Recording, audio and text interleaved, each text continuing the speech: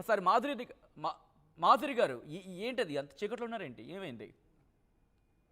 నమస్తే. చీకట్లు అంటే నిన్న రిజిస్ట్రేషన్ అయ్యాక ఇంటికి వచ్చానండి. హ్మ్. నిన్నటి నుంచి ఇక్కడ ఉంటున్నాను. మార్నింగ్ 11:40కి అయ్యాక 12:00 నుంచి ఇక్కడే ఉంటున్నాను. హ్మ్. సో ఈ రోజు మార్నింగ్ వచ్చారు ఆవిడ వాణి. హ్మ్. వచ్చి వచ్చినప్పటి నుంచి పవర్ కట్ చేశారు. పవర్, వాటర్ అన్ని కట్ చేశారు ఇంట్లో. పవర్ లేదు మార్నింగ్ నుంచి, వాటర్ లేదు. మార్నింగ్ అంటే ఎన్ని గంటలకి జరిగింది? ఆవిడ మార్నింగ్ అరౌండ్ 11:30, 12 ఇలా వచ్చారండి ఇంటికి. అసలు ఆవిడకి ఎలా తెలుస్తుంది మీరొచ్చారని చెప్పి?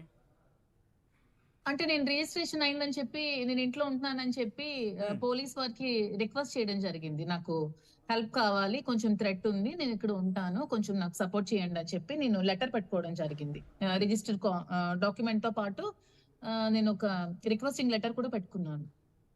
ఓకే. అంత అంత దాని దగ్గరికి అంటే ఆ విషయం దగ్గరికి వెళ్ళే ముందు అసలు ఆ పవర్ కట్ ఎలా? అంటే దువ్వాడ వాణి అంటే ఫ్యామిలీ మా చేసిందా? ఇక్కడ ఈ లేకపోతే ఇంటికి మెయిన్ మొత్తం అంతా బయట ఉంటుంది.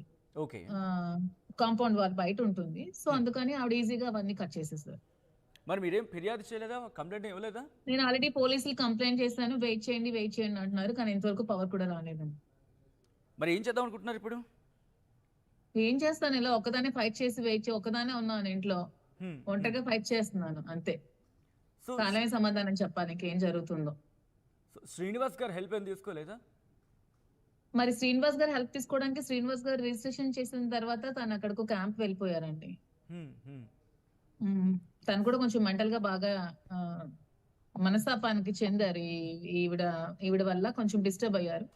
రిజిస్ట్రేషన్ చేసి కీస్ అవి నాకు అప్పచెప్పేసి తను వెళ్ళిపోయారు.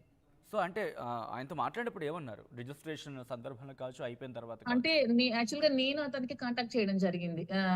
శ్రీనివాస్ గారు ఇలాగ ఈ హౌస్ కూడా ఆక్యుపై చేసుకుంటాను అంటున్నారు. మేమైతే హ్మ్. మీకు పార్టీ ఆఫీస్ అని చెప్పి మీకు డబ్బులు పెట్టడం జరిగింది. హ్మ్. ఆ మరి ఇప్పుడు ఆవిడ వచ్చి ఇక్కడ కూడా ఆక్యుపై చేసేద్దాం అని చూస్తున్నారు. మరి నా డబ్బులు అవి నేను పెట్టుకున్నాను కదా పార్టీ ఆఫీస్ అని చెప్పి, ఎలా అంటే హ్మ్. నువ్వేం టెన్షన్ పడకమ్మా, నీకు ఈ హౌస్ నేను రిజిస్ట్రేషన్ చేసేస్తాను, నీ డబ్బులకి ఏం పర్వాలేదని చెప్పి నిన్న మార్నింగ్ తను పలాస రిజిస్టర్ ఆఫీస్ కి వచ్చి, తన సెల్ఫ్ ఎక్వైర్డ్ ప్రాపర్టీ కాబట్టి ఎవరికి చెప్పాల్సిన అవసరం లేదు తను కాబట్టి, హ్మ్.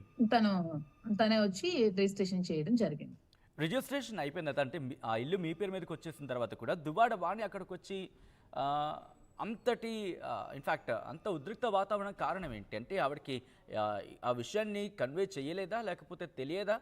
ఆవిడకి మేమైతే చేశానండి. నేను రిజిస్ట్రేషన్ అయిపోయిందని నేనైతే మీడియాకి ఇచ్చాను. హ్మ్. పోలీస్ వారికి ఇచ్చాను.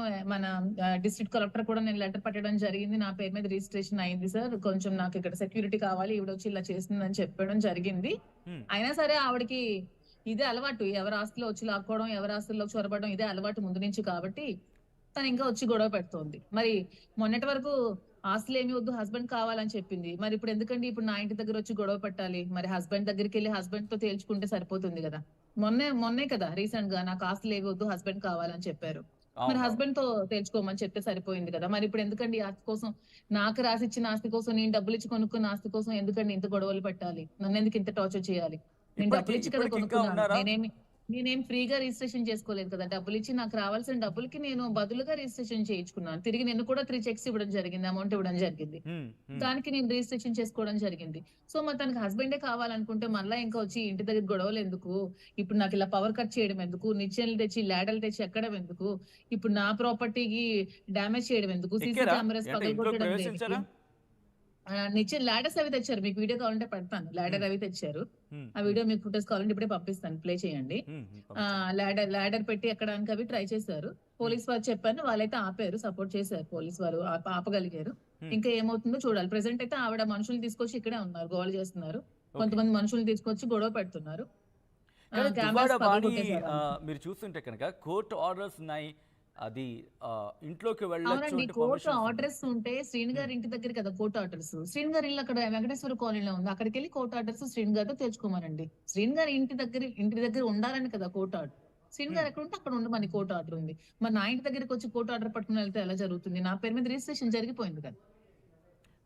మాధురి గారు ఇదంతా ప్రీ ప్లాన్డ్గా చేశారు, ప్రీ ప్లాన్డ్గా ఇదంతా ప్లాన్ చేసుకున్నారు అని ఒక చర్చ జరుగుతోంది. దీనికి మాధురి క్లారిటీ ప్రీ ఏంటి? ప్లాన్డ్ గా ప్రీ ప్లాన్డ్ గా చేసుకునేదాన్ని అయితే డబ్బులు పెట్టుకునేటప్పుడు నా పేరు మీద నేను హౌస్ కన్స్ట్రక్షన్ చేసుకుని ఇల్లు కట్టుకునేదాన్ని అండి. ఏ రోజు కూడా ప్రీ ప్లాన్డ్ గా ఆస్తులు తీసుకోవాలి, హ్మ్. ఈ ఇల్లు రాసుకోవాలనే ఆలోచన అయితే ఏ రోజు కూడా లేదు కాబట్టి నేను అమౌంట్ పట్టడం జరిగింది. అది కూడా వైఎస్ఆర్సీపీ పార్టీ ఆఫీసు శ్రీను గారు ఉంటారు, పార్టీ కార్యక్రమాలు జరుగుతాయని ఆలోచనతో డబ్బులు పట్టడం జరిగింది. ప్రీ ప్లాన్డ్ అంటే ఆ రోజే నేను నా పేరు మీద రిజిస్ట్రేషన్ చేసుకునేదాన్ని. ఈ కానీ రోజు చేజారిపోయి ఇంకా ఇది కూడా కోల్పోతే నా పెట్టుబడి కూడా కోల్పోతాను. నేను పార్టీ ఆఫీస్ కోసం అని డబ్బులు పెట్టాను. నా డబ్బులు కూడా కోల్పోతాను కాబట్టి హ్మ్. నేను అడగడం జరిగింది.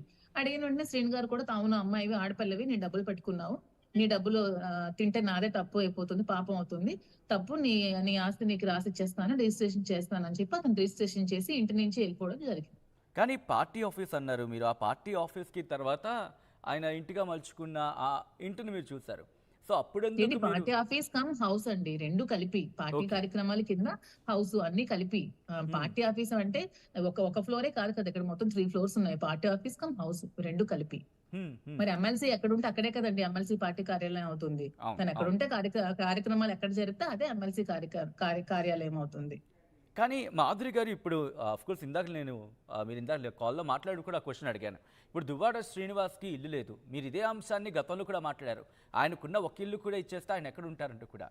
ఇప్పుడేంటి శ్రీనివాస్ గారు దువ్వాడ శ్రీనివాస్ పరిస్థితి? శ్రీనివాస్ గారు స్వయం కృషితో బయటకొచ్చిన మనిషి అండి. తన కష్టంతో తన స్వయం కృషితో బయటకొచ్చిన మనిషి. మళ్ళీ తను కంపల్సరీ స్వయం కృషితో మళ్ళా ముందుకు రాగలరు. మళ్ళీ తను అన్ని చేయగలరు. తన మీద తనకు కాన్ఫిడెన్స్ ఉంది కాబట్టే నాకు రిజిస్ట్రేషన్ చేసేసారు. హ్మ్. హ్మ్. కానీ ఇప్పుడు శ్రీనివాస్ పరిస్థితి ఎందుకంటే మీరు గతంలో అన్నారు సపోర్ట్‌గా నిలిచిన సందర్భంలో ఎందుకంటే మీ ఇవన్నీ మెంటర్ అన్నారు. ప్రెజెంట్ ఇవన్నీ కొలుకొచ్చాక అవన్నీ ఆలోచించాలండి. ప్రెజెంట్ అయితే అవన్నీ ఆలోచించే ఆలోచనలో లేను. ప్రెజెంట్ నన్ను నేను కాపాడుకునే స్థితిలో ఉన్నాను మాత్రం అంతే. ఇప్పుడు ఆ ఇంట్లో మీరు ఒక్కలే ఉన్నారా? మీతో పాటు ఇంకెవరైనా ఉన్నారా? ప్రెజెంట్ నేను ఒక్కదాన్నే ఉన్నాను. నాతో పాటు మా డ్రైవర్ ఒకడున్నాడు. హ్మ్. నాతో పాటు నా మెయిడ్ ఒక అమ్మాయి ఉంది అంతే. అంత చీకట్లో నా భయమేయట్లేదు? నా చీకట్లో భయమేస్తుంది. మా మా పేరెంట్స్, వాళ్ళ రిలేటివ్స్ అందరూ వచ్చారు. వాళ్ళు కూడా ఎవరిని అలో చేయట్లేదు పోలీసులు. వాళ్ళు గేట్ బయటనే ఉండిపోయారు అందరూ కూడా. ఎందుకని? పోలీసులు ఎవరిని అలో చేయట్లేదు. మీ ఇల్లే కదా! అదే అర్థం కావట్లేదు నాకు కూడా. పాపం వాళ్ళంతా కిందే ఉండిపోయారు. అడిగే ఎవరు కూడా ప్రయత్నం లోపలికి చేశారా? రావట్లేదు. అడిగే ప్రయత్నం లేకపోతే ఉన్నతాధికారుల దృష్టికి తీసుకెళ్ళే ప్రయత్నం ప్రయత్నం చేశారా? చేశారు. అంటే వాళ్ళు ఏమన్నారంటే వాళ్ళని కూడా అలో చేయము, మిమ్మల్ని కూడా అలో చేయము అని చెప్పారు. సో వాళ్ళు ఏమైనా వచ్చి అల్లరి పెడితే మా వాళ్ళు కూడా వద్దామని అనుకునే ఆలోచనలో ఉన్నారు. హ్మ్. సో సో అందుకని వాళ్ళు కూడా డ్రాప్ అయి ఉన్నారు. ఏమైనా అంటే నన్ను ఏమైనా అటాక్ చేయడానికి వస్తే ఎవరు ఊరుకోరు కదా మా వాళ్ళు కూడా. హ్మ్. హ్మ్. హ్మ్. సో మీ హ్మ్. ఫ్యామిలీ అయితే మాత్రం బయటుంది ఇప్పుడు. ఆ ఫ్యామిలీ అయితే బయట ఉన్నారు. ఆ ఇంట్లో ఉంటారా? గేట్ బయట లేకపోతే మళ్ళీ ఉన్నారు. మళ్ళీ మీ ఇంటికి వెళ్ళే ప్రయత్నం చేస్తారా? ఏంటండి? ప్రెజెంట్ ఈ ఇంట్లోనే ఉంటారా? లేకపోతే మళ్ళీ మరి వెనక్కి వెళ్ళే నేను ప్రయత్నం వెళ్ళనండి. ఇక్కడే ఉంటాను. ఇదే నా ఇల్లు. ఇంకా నేను డబ్బులు ఇచ్చి కొనుక్కున్న ఇల్లు. ఇదే నా ఇల్లు. నా ఇంటి దగ్గర ఇక్కడే ఉంటాను నేను. ఇంక ఇక్కడి కానీ నుంచి నేను కరెంట్ ఎక్కడికి లేదంటున్నారు, వాటర్ లేదంటున్నారు, వాళ్ళు ఇబ్బంది అంటున్నారు. ఫైట్ చేస్తానండి. పోలీస్ కంప్లైంట్ చేస్తాను. మార్నింగ్ స్టేషన్‌కి వెళ్తాను, తెచ్చుకుంటానండి. నా రైట్స్ నాకున్నాయి. నా ఇల్లు కదండీ. నా రైట్స్ నేను కాపాడుకోవడంలో నాకు రైట్స్ నాకుంటాయి కదా! నా రైట్స్ నాకుంటాయి కదా! ఓకే. సో దువ్వాడ వాణి ఏం కోరుకుంటున్నారు ఇప్పుడు? ఎందుకంటే మీ ఇంటి దగ్గరికి వచ్చా అంటున్నారు. మీ ఇంటి దగ్గరికి వచ్చి మీ ఇంట్లోకి వచ్చే ప్రయత్నం చేస్తా అంటున్నారు.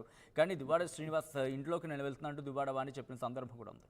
సో దువ్వాడ ఏం శ్రీనివాస్ జరుగుతుంది? ఇల్లు అంటే దువ్వాడ శ్రీనివాస్ ఇల్లు అని చూపించమనండి. ఇది దువ్వాడ నా దివ్వల మాదిరి ఇల్లు అని చూపిస్తున్నాను కదా! డాక్యుమెంట్ నా పేరు మీద అవును. ట్రాన్స్‌ఫర్ అయ్యే డాక్యుమెంట్ నేను చూపిస్తున్నాను కదా! దివ్వల మాదిరి. దువ్వాడ శ్రీనివాస్ ఇల్లు ఇంకెక్కడ ఉంది? ఓకే.